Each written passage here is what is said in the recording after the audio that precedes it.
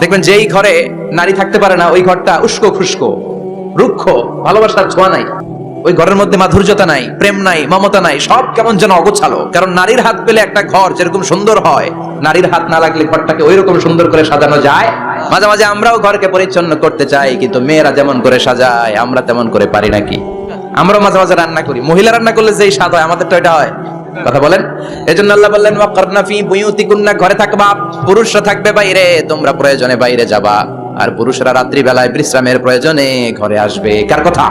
আবার আল্লাহ নারীদেরকে বললেন চোখ নামাও, আমাদেরকেও বললেন চোখ নামাও, তাদেরকেও বললেন চোখ নামাও। ওয়াকুল্লিল মুমিনাতি ইয়াগদুদনা মিন আবসারিহিন, ও নবী নারীদেরকে বলেন তারাও যেন পরপুরুষ দেখলে চোখ নামিয়ে রাখে।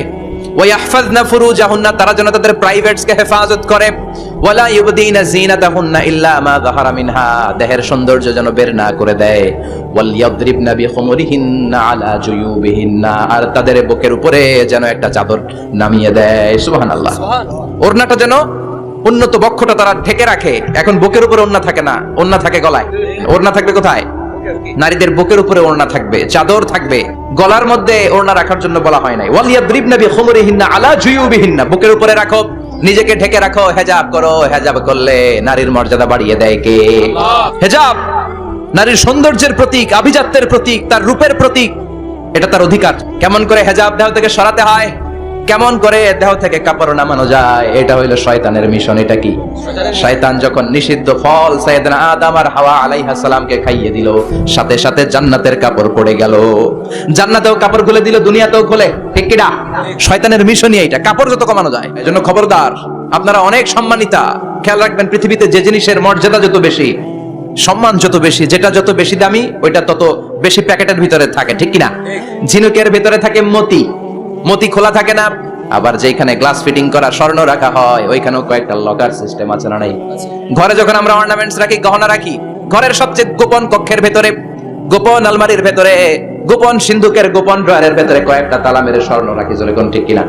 হেজাব যারা করে তারা বিপদে পড়ে না, কারণ হেজাব করলে এক একটা নারীকে জান্নাতের হুরপরির মতো লাগে। ঠিক কিনা? সম্মানে মাথাটা নিচু হয়ে আসে, তাকাতে গেলেও ভয় লাগে। আল্লাহু আকবার! কি সম্মান আল্লাহ দিলেন! এজন্য আমার মায়েরা বোনেরা, আপনাদের সম্মান রব্বুল আলামিন হেজাবের ভেতরে রেখেছে। হেজাব হচ্ছে আপনার সিকিউরিটি। হেজাব কি? এটা আল্লাহর দেয়া আপনার জন্য সিকিউরিটি। আপনি আপনার সিকিউরিটিকে নষ্ট করতে পারবেন? এজন্য ইসলাম বলে খবরদার, নারী যদি কোনো দূরের জায়গায় সফর করে, দূরের রাস্তায় সফর করে, নারী যাই তো সম্মানিত, একা একা কোনো নারী যেতে পারবে না। সিকিউরিটির দরকার আছে না নাই? বডিগার্ডের দরকার আছে না নাই? কেউ যখন বাংলার জমিন থেকে মক্কায় উমরা করতে যায়, মাহরাম পুরুষ না থাকলে তারে ভিসা দেয়, কারণ সম্মানিতা, বডিগার্ড লাগবে। মাহরাম পুরুষ না থাকলে উমরার ভিসা হয় না, হজের ভিসা হয় না, কারণ লম্বা সফর, আর যে সফর করবে সে সম্মানিতা। সম্মানিতা নারীর জন্য সিকিউরিটির দরকার আছে না নাই? বডিগার্ড লাগবে কি লাগবে না? কি সম্মান ইসলাম আমাদেরকে দিল বুঝলামই না আমরা। আপনাদেরকে প্রোটেক্ট করার জন্য, আপনাদের সিকিউরিটি এনশিওর করার জন্য আল্লাহ তাআলা হেজাবের বিধান দিয়েছে। চিল্লায় পড়েন সুবহানাল্লাহ।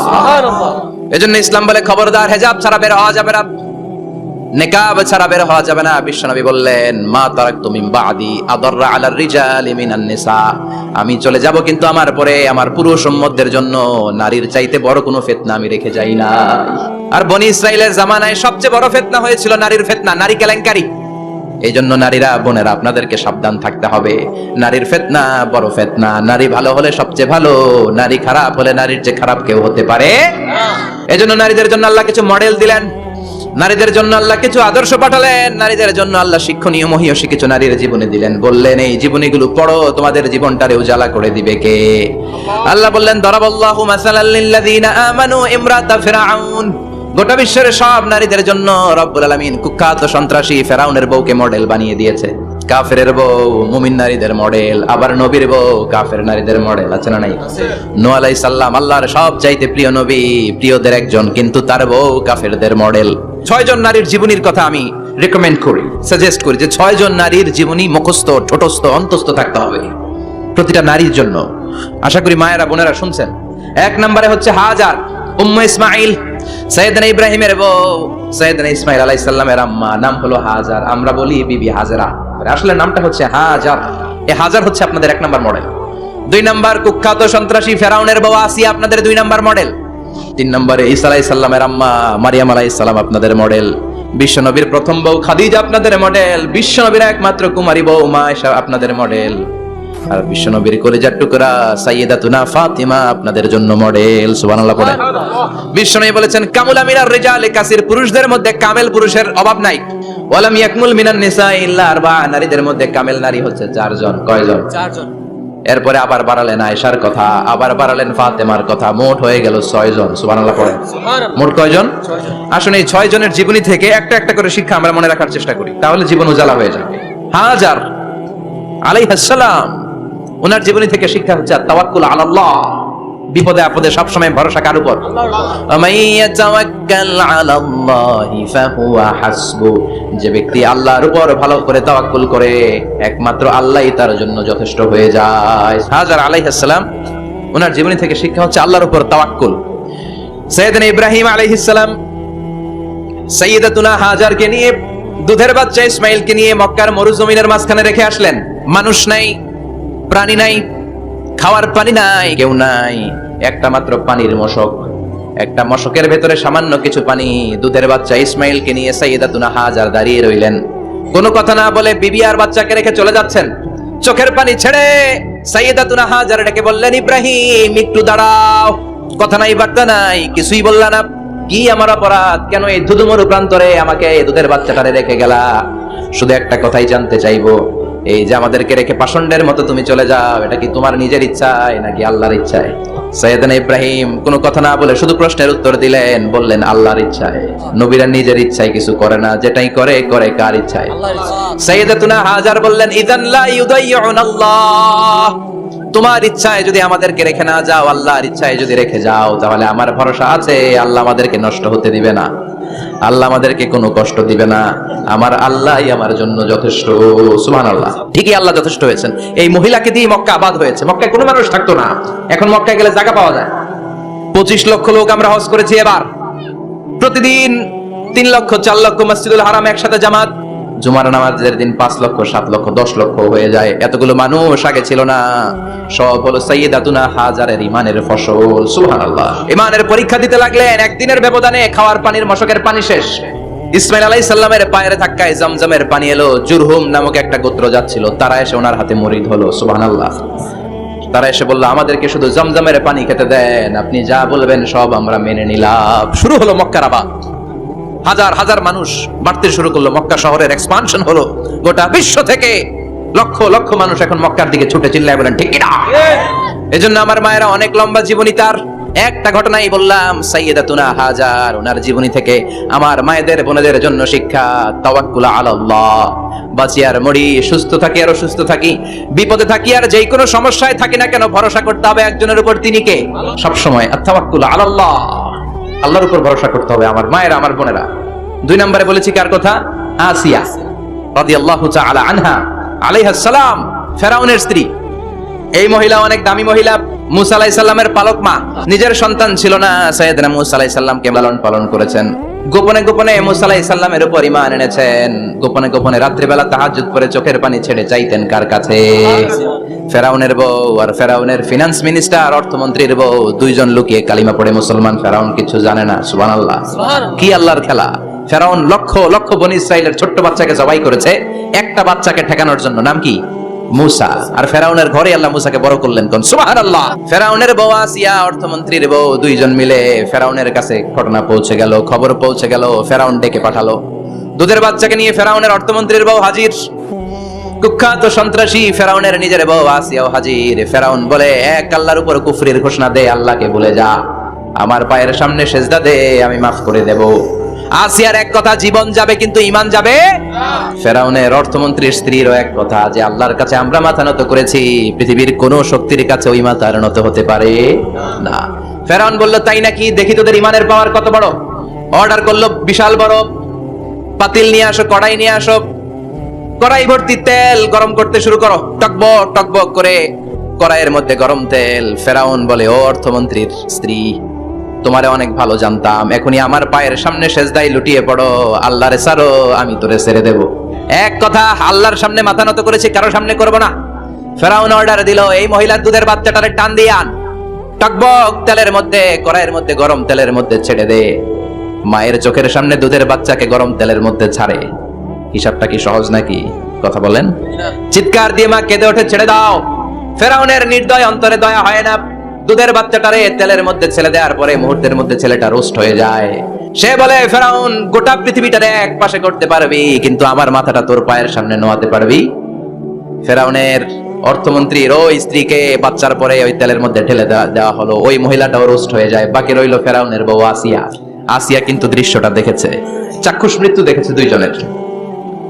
ফেরাউন বলে, আসিয়া, কত অন্তরঙ্গ সম্পর্ক আমাদের, আজীবন কত ভালোবাসা ছিল, কত খুনসুটি ছিল, কিন্তু আমার পায়ের মধ্যে সেজদা দিয়ে প্রমাণ কর তুই আমারে ভালোবাসিস।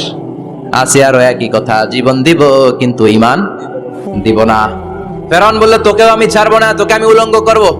হাজার হাজার মানুষের সামনে আসিয়ার কাপড় টেনে নেওয়া হলো, তক্তার মধ্যে শুইয়ে তক্তার মধ্যে হাতে পায়ে পেরেক মারা হলো। হাতের এই পাশ দিয়ে পেরেক ঢুকে ওই পাশ দিয়ে বেরোয়।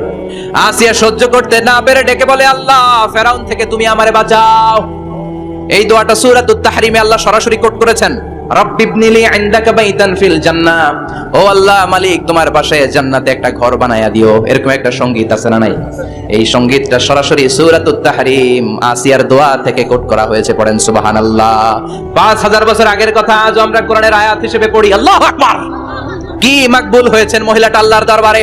আল্লাহরে বললেন, আল্লাহ, শুধু তোমার ইবাদতের কারণে আজকে আমার এমন দশা উলঙ্গ হওয়া লাগলো, আমার হাতে পায়ে পেরেক ঠোকা হলো। আল্লাহ, এখন গরম তেলের মধ্যে ছেড়ে দেয়া হবে, তুমি বাঁচাও। আল্লাহ বললেন, জিব্রাইল, আমার জান্নাতটারে আসিয়ার চোখের সামনে তুলে ধর। আমার আসিয়া দুনিয়ার বুকে থেকে এই জান্নাত দেখে দেখে আমার মেহমান হয়ে আমার কাছে আসবে।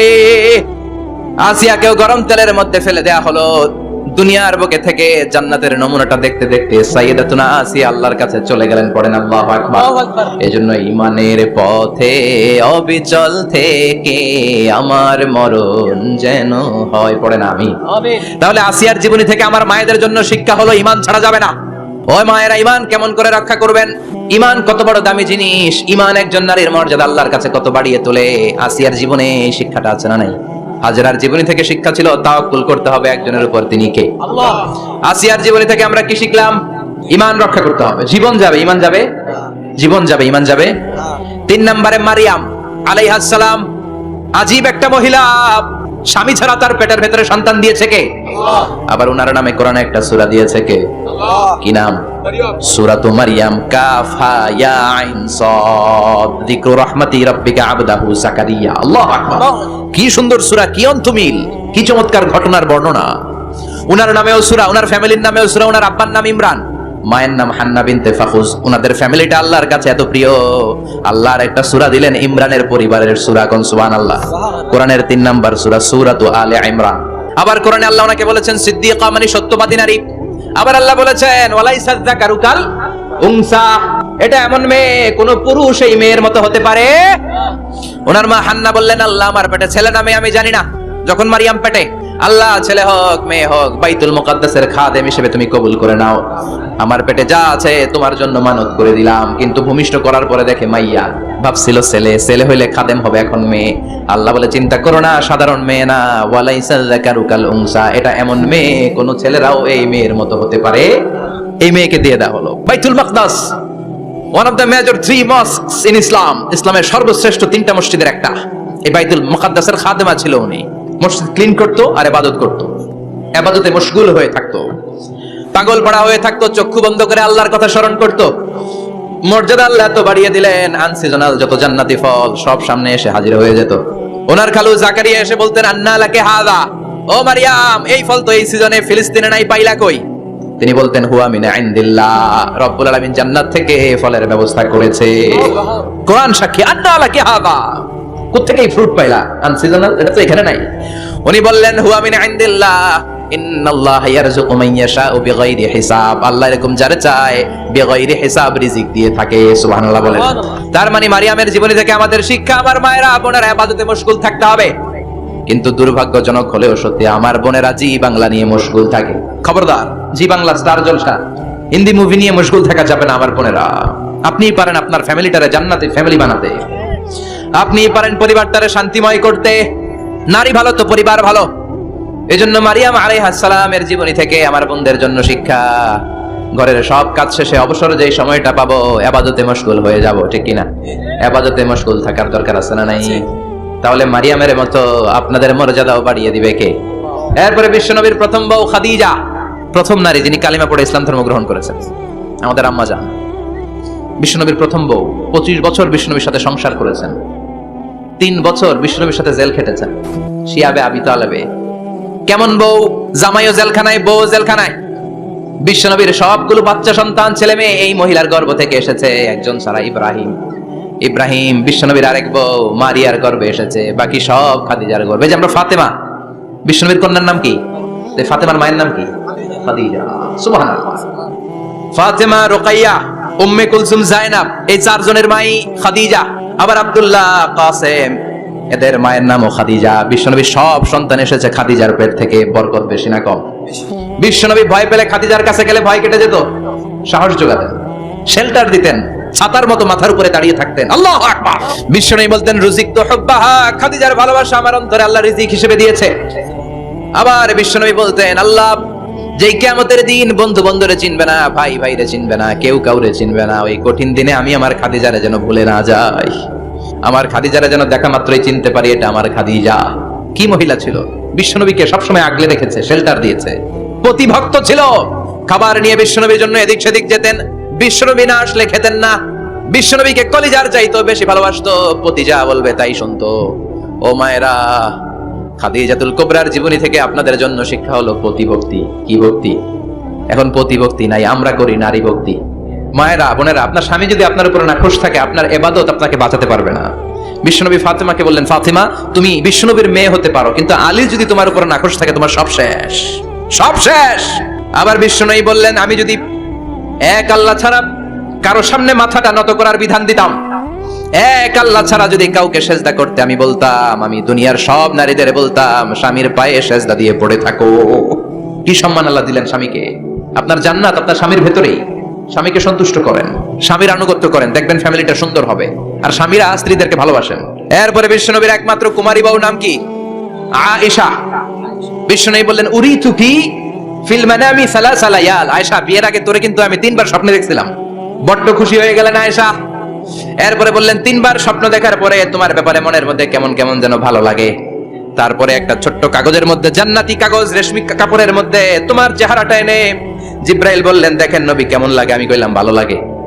কার মেয়ে? আপনার বন্ধু আবু বকরের মেয়ে, বিয়ে করবেন নাকি? বিশ্বনবী বললেন, ও জিব্রাইল, তুমি যদি ঘটক হও, আল্লাহ যদি হয় কাজী, আমি মুহাম্মদ বিয়েতে রাজি। সুবহানাল্লাহ পড়েন। বিয়ে হয়ে গেল, কিন্তু ঘরে দামি ফার্নিচার নাই, টাকা পয়সাও তেমন নাই, কিন্তু আছে খালি সুখ। আছে কি? যেটা টাকা দিয়ে কিনা যায়, টাকা দিয়ে বাড়ি কিনা যায়, গাড়ি কিনা যায়, সুখ কিনা যায় নাকি? টাকা দিয়ে বিছানা কিনা যায়, বালিশ কিনা যায়, ঘুম কিনা যায় নাকি? কথা বলেন। এজন্য সুখ দেয়ার মালিক কে? মা এসে একমাত্র কুমারী বউ। আদর করে তিনি ডাকতেন হুমায়রা, আবার মাঝে মাঝে ডাকতেন ইয়া আইশু। আয়েশা না, আইশু, সংক্ষেপ। এত ভালোবাসতেন মা আয়েশাকে। মা আয়েশা গ্লাসের যেই জায়গা দিয়ে পানি খেতেন, বিশ্বনবী ওই জায়গায় মুখ লাগিয়ে পানি খেত। মা আয়েশা গোশতকে হাড্ডি ফেলে দিলে বিশ্বনবী ওই হাড্ডিটা নিয়ে চষতে শুরু করে দিত। এক বালতি থেকে পানি নিয়ে 2 জনে গোসল করত। আবার বিশ্বনবী মাঝে মাঝে বায়না ধরতো, মাঝে মাঝে রাগও করতো। সুবহানাল্লাহ কোন? স্বামী স্ত্রীর মধ্যে একটু রাগ আছে না নাই? রাগ থাকলে ওইটারে আবার ভালোবাসায় পরিণত করে দেয় কে? রাগ না থাকলে ভালোবাসা তো ভালোবাসাই না। রাগ থাকতেই হবে, তাইলে ভালোবাসার মর্ম বোঝা যায়। চিল্লায় বলেন ঠিক কিনা? মাঝে মাঝে মা আয়েশা রাগ করতেন। বিশ্বনবী বলেন, আয়েশা কখন তুমি রাগ করো, কখন তুমি আমারে ভালোবাসো আমি বুঝি। সুবহানাল্লাহ পড়েন।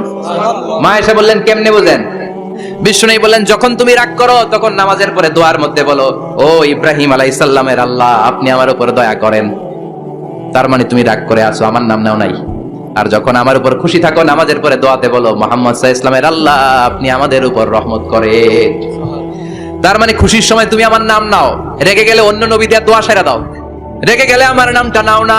মা আয়েশা বলে, নবী গো, আমি তো শুধু নামটাই মুখ দিয়ে নেই না, কিন্তু কলিজা থেকে তো আপনারে বাদ দিতে পারি না। আল্লাহু আকবার!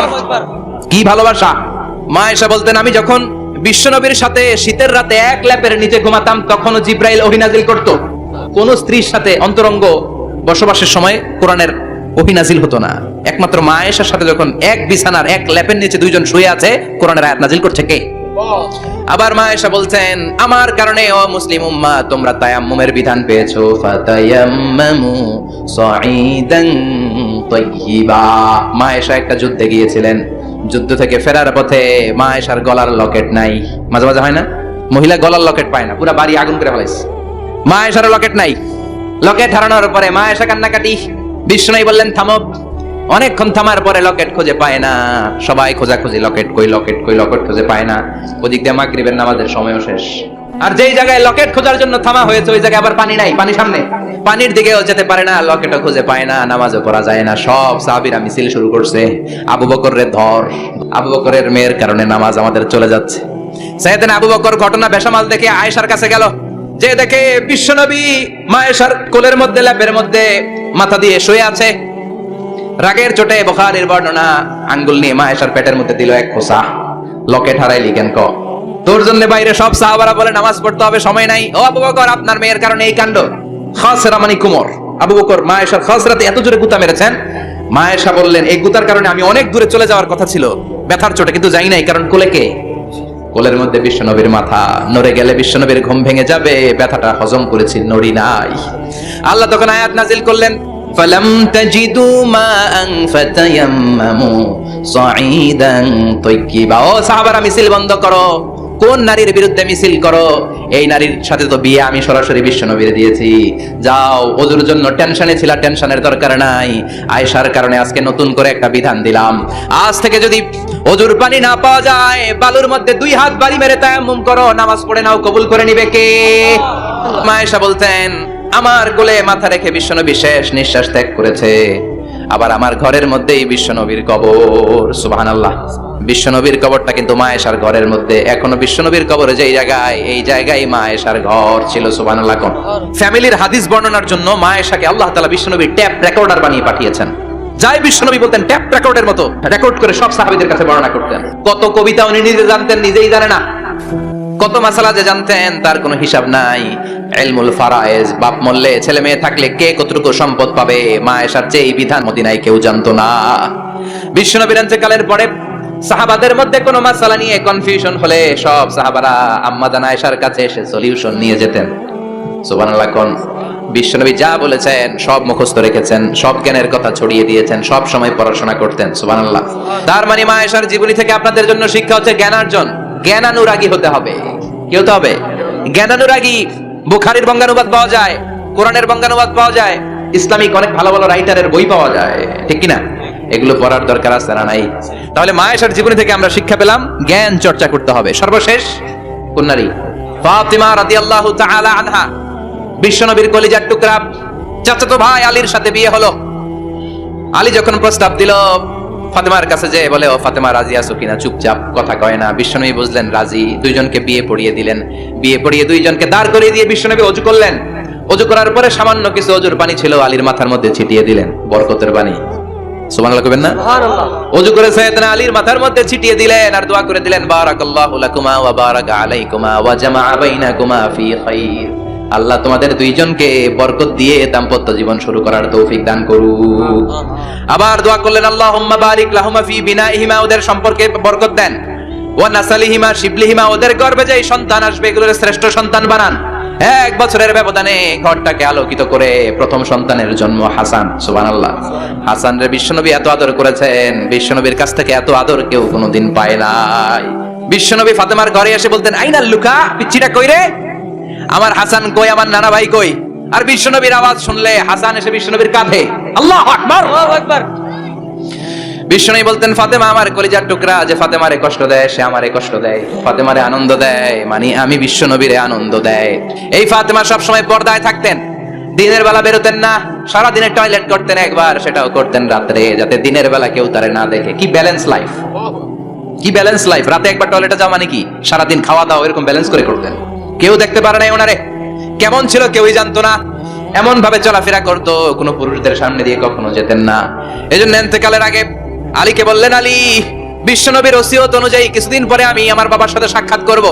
ইন্তেকালের সময় বেশি লোক আমার জানাজাতে আসার দরকার নাই, নিজেরা দোয়া করে দিলে চলবে। আর আমার জানাজার খাটিয়ার উপর দিয়ে বিশাল একটা বোরকা দিয়ে দিও। এটা আরবিতে বলে নাউশ। এই প্রথম কোন নারী তার খাটিয়ার উপরে নাউশ ব্যবহার করেছে, জন্য এটাকে বলে সুন্নাতু ফাতিমা, ফাতেমার সুন্নাত। আলীকে বলে গেলেন, আলী অল্প কয়েকজন পুরুষ নিয়ে জানাজা দিও, বেশি মানুষের কাছে আমার নিও না। দুনিয়ার বুকে আমি লুকিয়ে লুকিয়ে চলতাম, মরার পরে লুকিয়ে লুকিয়ে আল্লাহর কাছে চলে যেতে চাই, পুরুষদের সামনে আমার নিও না। ও মা, এই ফাতেমার জীবনী থেকে আপনার জন্য শিক্ষা হলো পর্দা। সব সময় পর্দাটা দেহে থাকার দরকার আছে না নাই? রাজি আছেন তো? তাহলে এই 6 জন নারীর জীবনে যদি আমার মায়েরা পরে, আমার মায়েরা বোঝে, ওই মায়েরা বিপদগামী হতে পারে নাকি?